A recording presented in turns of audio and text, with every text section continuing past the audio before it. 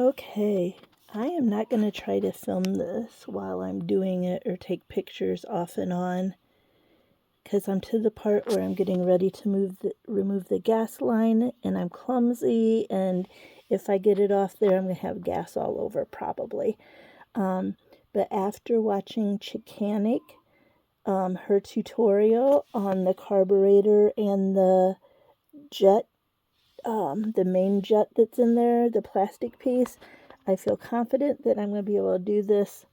So when my mower wouldn't start in the spring, I first changed my spark plug, but it didn't look really bad. The spark plug looked, I've seen spark plugs come out of things that are way worse.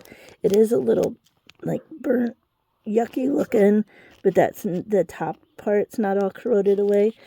My air filter was horrible. Look at that. Ugh. So I knew I needed those parts. So I just ordered a whole assembly part that's got the cover, the filter, and the little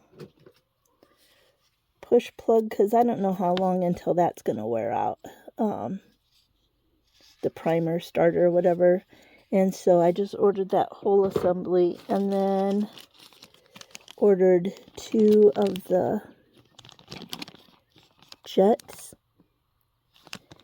And so this piece is in there according to Chickanic, and it gets there's a little valve in there somewhere that gets stuck, dirty or whatever, and stuck.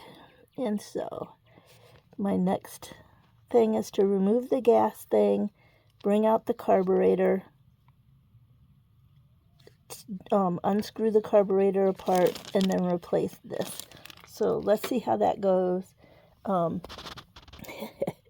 If this doesn't work, I'm not going to post the video. If it works, I'm going to post the video, and I'm going to say, with good tutorials, there's a lot of people out there putting tutorials out there that give really bad advice.